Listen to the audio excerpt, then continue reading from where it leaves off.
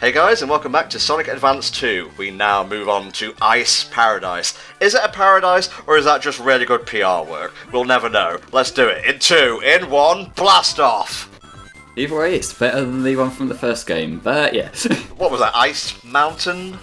Yeah, Ice Mountain. That one I didn't really like because it's a really slow, watery ice level, and it's just not really that fun. Yeah, that's the thing when you go back and play the other two advanced games, you'll really notice a difference in like their level design and just like tone. Really, this is all about like go go go go. Oh, it doesn't matter if you miss the ring that you need to get into the special stage. Just keep fucking running. Yeah.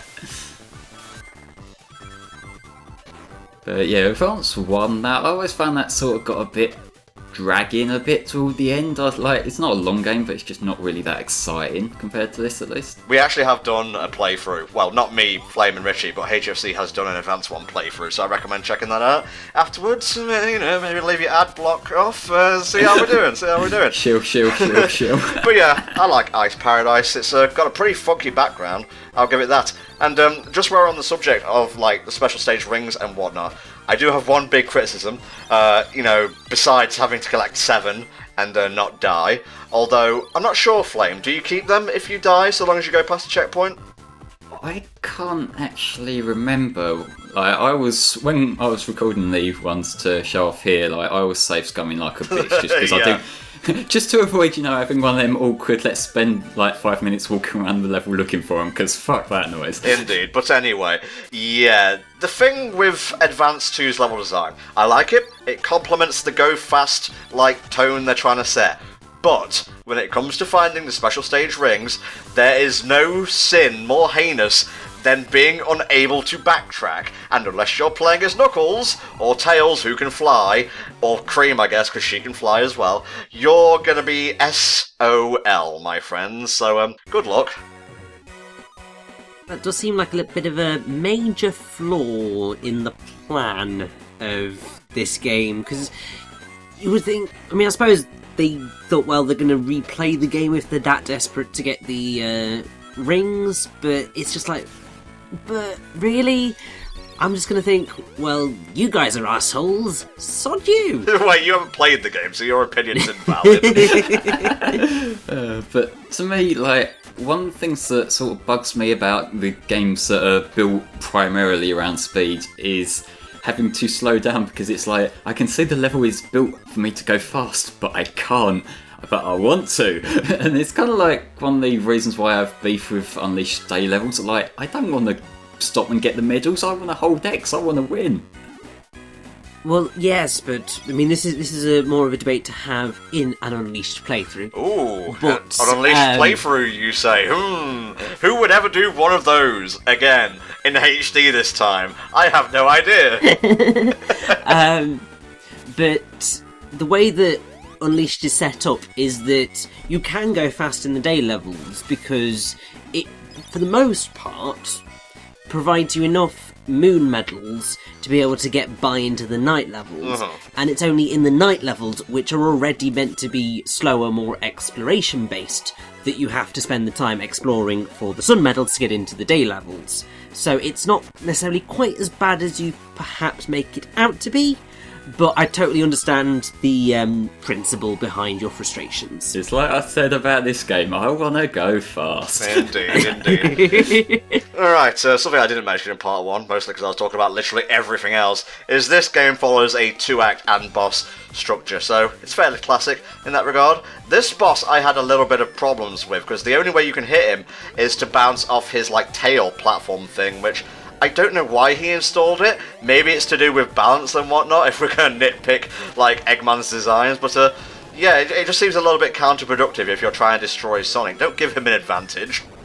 The most difficult part about this boss for me, it isn't actually the bombs or lining up things, it's the ramps at the bottom. Yes, because you think you're ready to just jump up there and then your momentum gets thrown off because you're coming down a ramp or there's a ramp going up and that slows you down and you get hit. Yeah, that can fuck you over if you're coming down from hitting him and then you have to walk up but a bomb's already scattering its debris and such. Is it just exploding off screen, I guess? Oh, there he goes. Oh, Eggman, will you ever learn? Probably not. Of course he will never learn. That's the whole point of video games that recycle their stories every bloody game. Mm-hmm. Well, there is no point in learning, because we all know that we're going to begin with Eggman being a dick, and we're going to end with Sonic beating Eggman. It's just the way of the world. it's like poetry, it rhymes, and now is time for me to swallow my words about Dimps being good game designers and say hello, Bottomless Pit Central, Sky Canyon. To be fair, this level isn't that hard. No, not really, it's just, man, there's a lot of bottomless pits here. Yeah, but if you stay up the top routes, you don't really come into contact with them that much. Yeah, but what to be fair. What if I'm not a good video game player, Flame? What if You I get cannot good. What if I cannot master the fast that all the kids are talking about nowadays? What about me? You've been playing this shit longer than I have, fam. Get No, used to it. I'm not talking about me. I'm talking about hypothetical Tom64 here. Oh, that hypothetical Tom that is bad at video games. That one, eh? Yeah. So, what's your opinion of Sky Canyon, Flame? I actually quite like it. I will concede and say it does probably show the most Dimpsisms out of like the levels we've seen so far. But on the whole, it's still not offensive. I can still run through it. There's still a lot of places where you can run really fast, like particularly when you're using them wind things that blow you around. Like, that's cool. And that many springs is kind of unnecessary, but you know. Well, you know, now you're just nitpicking, I think, you know. Yeah. But Richie, Yes. obviously since you haven't really played or completed any of the 2D games, what levels in the 3D games can you, like, remember, like, that kind of match Sky Canyon's aesthetic? Well, so sort of you have got Sky Sanctuary, although it's a different coloration. Because that's more whites and yellows, this is more proper stuff. I mean, I suppose Lost World, is it Sky Road? Oh yeah. That's very similar to this, actually. I'd get more Windy Valley from 3D ones. Yeah, but yeah, I mean, like, from an aesthetic perspective, I'm really enjoying all of these levels. Like, even though they are, for the most part, very standard Sonic tropes. Yeah, for sure. Or at least over the years, they have become very tried and tested. They look really cool. They do look fun. That's probably because Flame's just blitzing through them like one and Yeah, for making sure. them look ridiculously easy, which I'm sure they aren't necessarily quite so easy, especially with Dimp's bottomless pit syndrome. Yeah, well, this level in particular will teach you that holding right will be your salvation, because if you don't, you'll fall off when you're going upside down and whatnot. Little things like what we just saw there, where it's like you're getting into the pace again, and that could be a bit of a trap, really, because you had both the spikes and that enemy shooting forward. Yeah, So it's one or like the you other, do come still- on. Yeah, like, you've got to still pay attention. It's not quite as just hold right to win as like people might sort of play it up to be. But to be fair, that's a thing with pretty much every Sonic game out there. Like, it's that whole thing of the mud got stuck somehow, even though it's not necessarily an entirely fair representation of the franchise. And it's just sort of never left. There is obviously a strong element of hold right to win in quite a few games, but even those games have moments where they are asking a little bit more or from something different from you.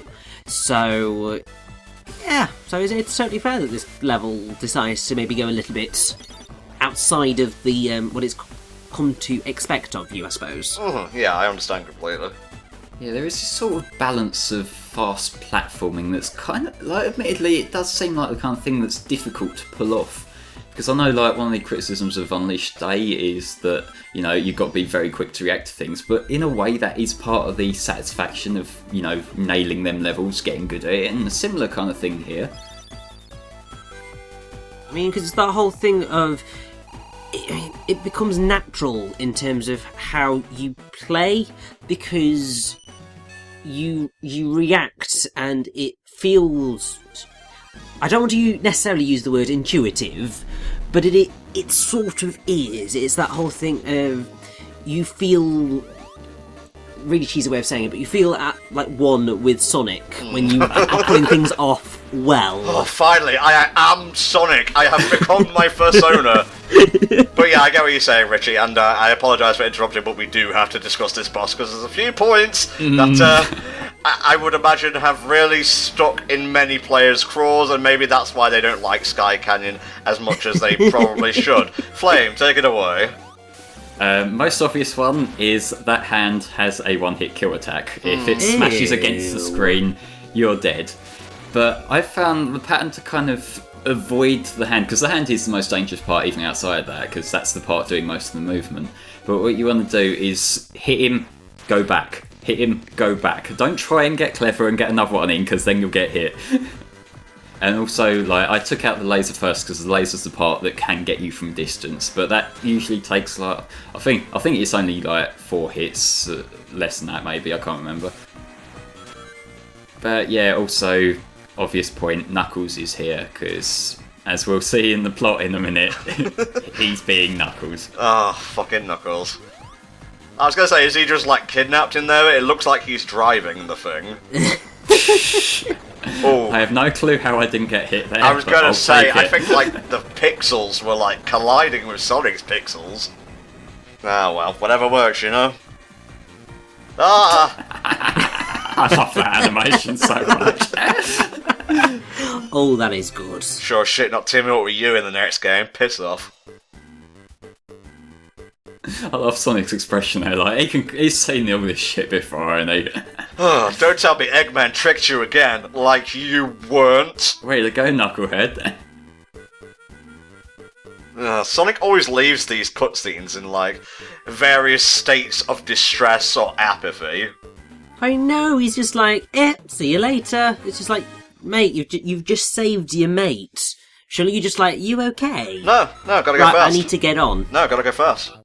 Yeah, but we've got to go from the Sky Canyon to this electronic, funky Techno Base. I fucking love this level. I like it a lot. Word of warning though, don't try and play this full screen, like, trust me on this one. I've got a fucking 22-inch monitor, it doesn't do you any favours on your eyes. Are we talking about, like, seizure territory here, or what? Headache territory. Ah, the worst kind of territory. Well, yeah, Techno Base, aesthetically good, musically good. We're coming near the end of the game now. They can put whatever kind of fucking tropes they like. We just ran through like a bottomless pit canyon and one with a giant hand who tried to kill us in one hit. It's all go in the hood. I know this has kind of always been a thing with classic Sonic games, but the fact they have that world map that shows there's this Sky Canyon, then like a little bit to the right there's this base. Like, I'm not quite sure how cohesive this world is. Like, how does this world function? So, are we just inside a computer right now, then? I'm not exactly sure. I think it's like a base, although they look like fucking, you know, CPUs in the background, so, like, I don't know. Yeah, like, I know what the level's called, and I know where we are on the world map in, you know, relation to the other levels that I was just asking, because this is going to be like Mad Matrix, or like... What is it? Is Cybertruck the one from the third game? That, yeah, I believe so. That's the one with a horrible white background that... Oh. Because this has the sort of cool factor to it. It's got the sort of turquoisey, greeny sort of colour thing against the black, and that looks cool. But having white with the sort of pinky colour, like, no. Just please stop it. I mean, I have to say, I'm looking at this and thinking... They probably could have gone for perhaps slightly different coloration, if only because this does look like it's risking epileptic seizures ridiculously so, especially when you're going fast, because I'm just like, oh god, it's quite bright in terms of the colours. It's a nice design, but I feel they might have been slightly better off going for a look similar to that of, I think it's the Technodrome in Mario Kart 8. Maybe. You've got to think about this in context of the GBA screen. Oh, because yeah, that was of much course. darker than your monitor probably is. So, That is very true. Like, it probably wouldn't have been anywhere near as intense, and they probably went proper overkill to kind of compensate for how dark the Game Boy Advance screen is. Well, that's totally fair, actually. That was a pretty sick finish, by the way, Flum. Nice, yeah. But that's the kind of thing like why some of the games that were like ported from the Super Nintendo to the Game Boy Advance were much brighter. Like it looks washed out when you emulate it or play it on an SP, but it kind of to help you see properly if you're playing an original generation Game Boy Advance. Oh. So how many takes did it take you to get a good run on this particular part of Advance 2, mate? Be honest. A lot. Triple figures, probably. Triple figures? Jesus! It's Sonic Advance 2, and if I like make the slightest little hitch, it really fucks with me big times. Oh, okay, yeah, I understand completely. I mean, it was fucking Unleashed who, like, caused me to develop some kind of weird pseudo-OCD, so, you know. Welcome to Let's Plays. You'll spend hours for, like, maybe 2 minutes footage. Yeah, you'll never leave. Unless you don't care and you just pump out videos en masse, in which case, can you teach me that skill, please? I need that skill before I go insane.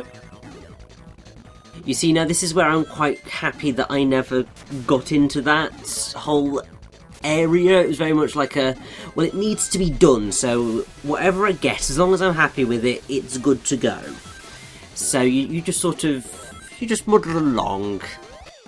You don't. But, yeah. I'm noticing, like, these paths here. There was one earlier that kind of crisscrossed, and I think they reused that bit of level design in, I think it might have been the final level of Sonic Rush, or maybe I'm just seeing things, who knows.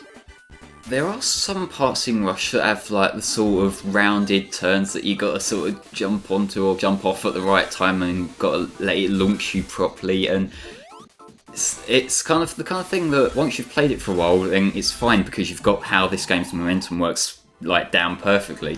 If you just come off this like off the back of a classic game or something, you're probably gonna take a little while to adapt. Yeah, and I think Blaze took Sonic's like up jump thing, and he took like the sideways one. Don't quote me on that, it's been a while since I played the original Rush. Yeah, plus Blaze has that kind of weird hover thing as well. I'm not quite sure exactly how that works. Well, in terms of like playability, Sonic is speed, and like Blaze is the jump specialist, but I digress. How does this boss work, Flame?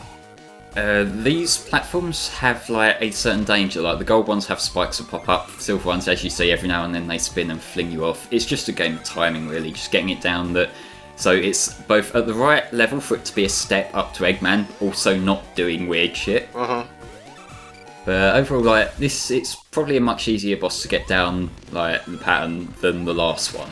So it's got that to it. There you go. Always a good thing. And I suppose also this one, as far as I can see, at the minute, has not got a move that will kill you in one hit, so that's already a lot fairer. Unless it's a final boss, and even then, I don't think any boss should have a one-hit kill thing. It's coming, it's not fair, okay? I just want to play video games and have fun. Well, we'll see you next time for the finale of Advance 2.